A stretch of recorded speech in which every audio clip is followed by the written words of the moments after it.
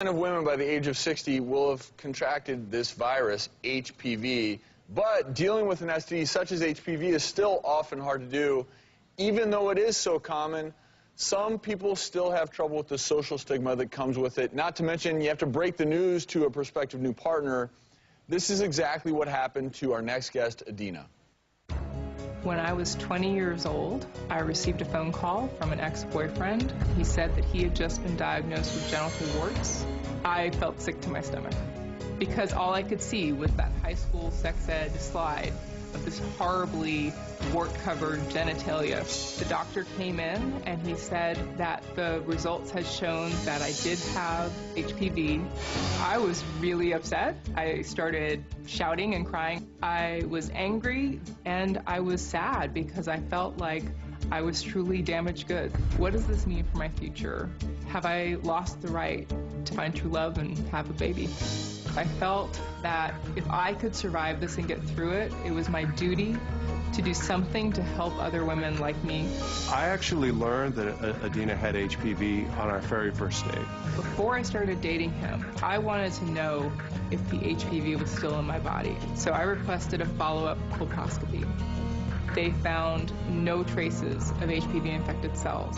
I am willing to put my own reputation on the line by saying, yes, I was diagnosed with cervical HPV.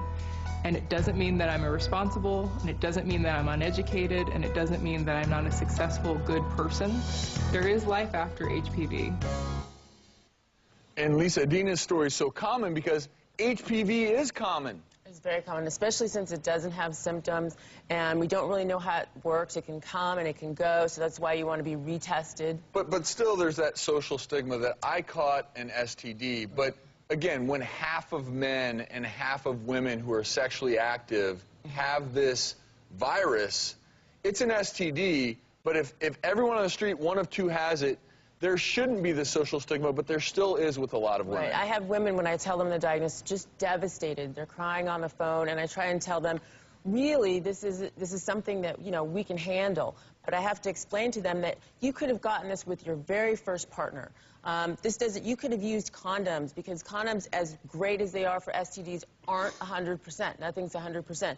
So this really should have no reflection on the individual. It's just something that happened. And it's great that we actually have parameters to deal with it. But it sounds like your own immune system can actually rid your body of it at some point.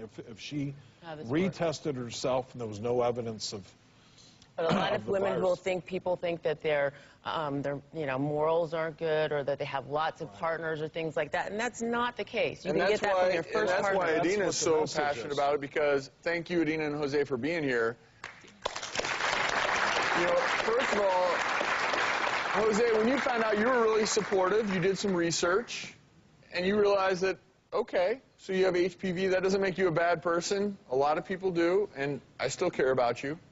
Yeah, absolutely. I mean, when we first started going out on our very first date, usually two people who are, professors, when they go on a first date, they ask each other about their research, and I found out on that first date that she had the human papillomavirus. And I was a little bit concerned because I'd never heard of it. It's not something that, guys talk about when they're, having beers with each other. And so I was a little worried. What effect is it going to have on me? I'm very interested in this person, maybe somewhere down the line, there may be, we might get intimate. What impact is it going to have on me?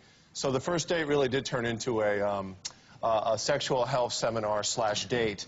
And I learned a whole lot about, HPV, human papillomavirus, and like you say, I found out that, this is something that, anyone can get. It's something that's very treatable. It's something that isn't really a long-term issue. And Adina, you're passionate about this, and even wrote a book called Damaged Goods to help women, to help empower them if they are having an incurable sexually transmitted disease.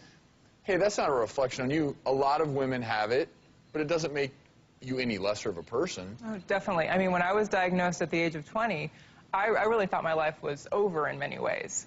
And there was no show like this to put this issue out there. There were no support groups, and there was definitely no book to let me know that other women had had a similar diagnosis and had gone on to get good medical treatment and find a partner who would be understanding and educate themselves, and then ultimately, as we did, to go on and have a baby. And that's what I wanted to know. So the research in the book is all about trying to get rid of STD stigma, put the facts out there, and really tell women that there's great life after being diagnosed with HPV or herpes. And that's the women I interviewed. Their stories are in the book. Well, thank you both for sharing your story with us.